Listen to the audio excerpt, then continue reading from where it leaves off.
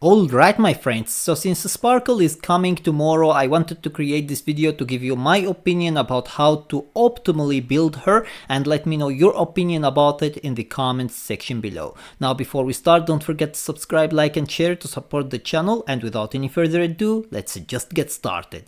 So first of all, her as a character, she is a Harmony Quantum character, and her being quantum character is very important because the developers designed her in mind that she is going to be extra good on mono quantum teams, and we are going to talk about the teams that you can use her on to optimize the use of her later on in this video. But first of all, let us talk about the light cons. So when it comes to the light cons, there aren't actually many choices to choose between, unfortunately.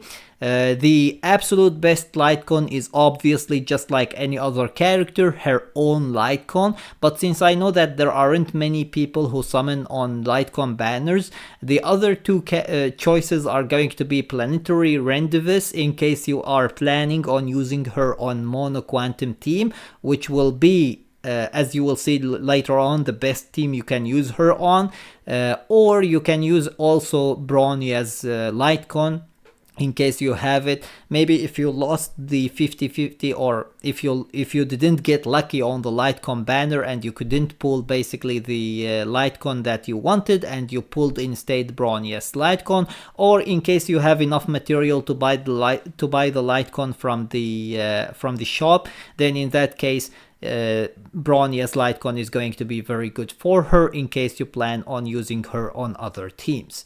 Now this is all about the Lightcons. Unfortunately, these are the only 3 Lightcons that are going to be optimal for her in case you want to use her as perfect as possible.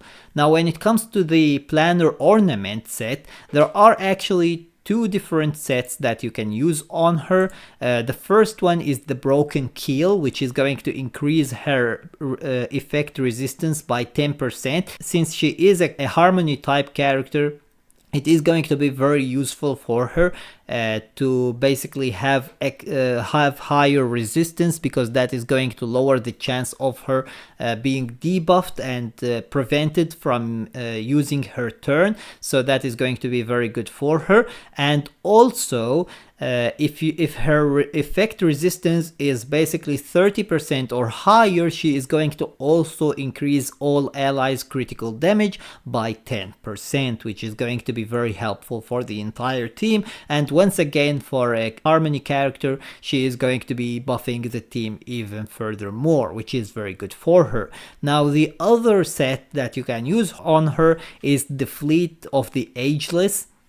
Once again, this is going to increase her max HP by 12%, which is going to be very helpful for her survivability, which is going to be very good for the team.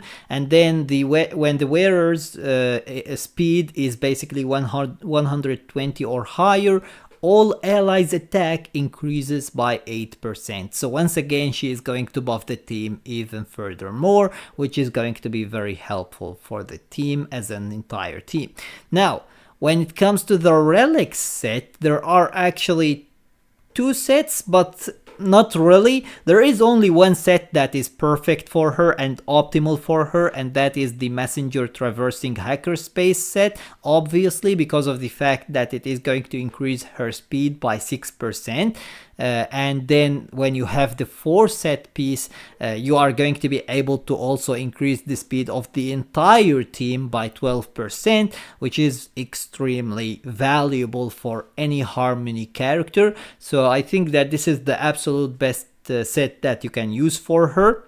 But in case you don't have perfect 4 sets, because we are going to talk about the main stats as well, so in case you don't have perfect 4 pieces, you can basically use 2 of the Messenger Traversing Hackerspace and 2 of the Longevous Disciple.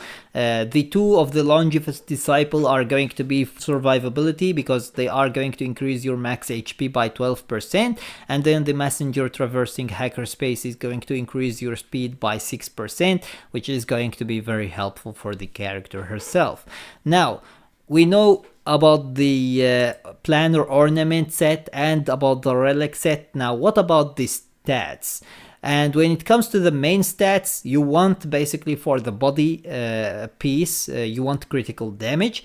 When it comes to the boots, just like any other Harmony character, you want speed boots, because that is the best type of boots you can give to any Harmony character, so that they can move as much as possible during the cycle and buff your team, so that you can deal much more damage and in turn basically clear the cycles way faster and get higher stars. So you want the speed boots and then the critical damage body piece.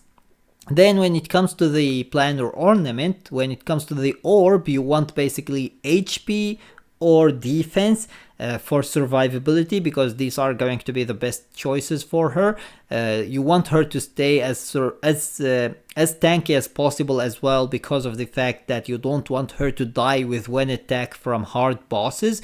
Otherwise there is no point of having her on the team. So basically having HP or defense orb is going to be very useful for her.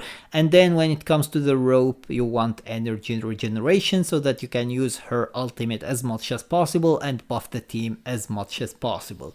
So these are the main stats. When it comes to the substats, you want to focus mostly on speed and critical damage. These are the two most important substats that you can actually focus on. However, if you don't have good substats like that, you can also think about HP or defense, because these are going to be helpful for survivability.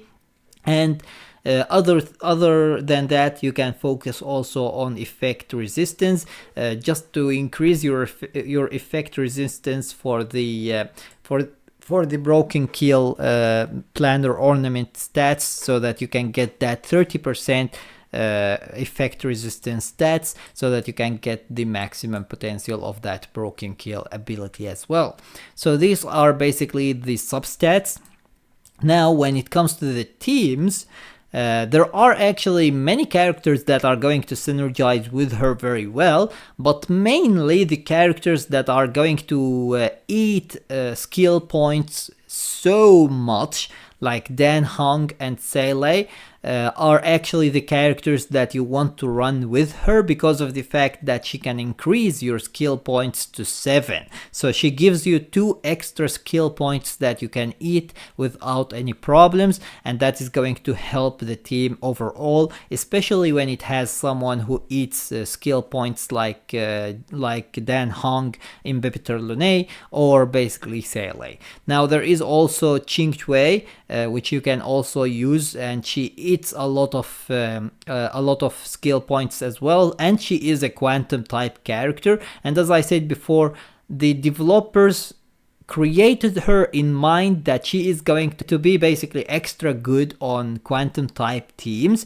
because of the fact that she increases the overall damage of the entire team, depending on how many quantum characters there are on the team. And therefore, when you have a full mono quantum team, you have 4 quantum characters on the team, and you are going to take advantage of that buff to the fullest. And then you have also everything else that she can offer, which is going to be incredibly valuable for the team. So in case you are planning on using mono quantum team, I think that everybody knows who these characters are, but in case you don't know, there is basically Silver Wolf for the debuffs, there is Fu Xuan for the sustainability, there is Seilei for the damage, or Qing Chui, but I think that Seilei is going to be way better.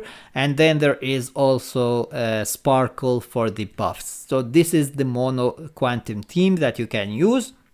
Other than that, if you want to use her with other teams, there is no limitation for your teams. Actually, you can use whoever you want, but as I said before, it would be better to pick the other buffers like Bronia or basically Ru and Mei for other teams that aren't eating so many skill points, and pick Sparkle for the teams that do eat so many skill points. So in my opinion, if you are going to use her either with Seilei or Imbibitor Lunay or Qing Chui.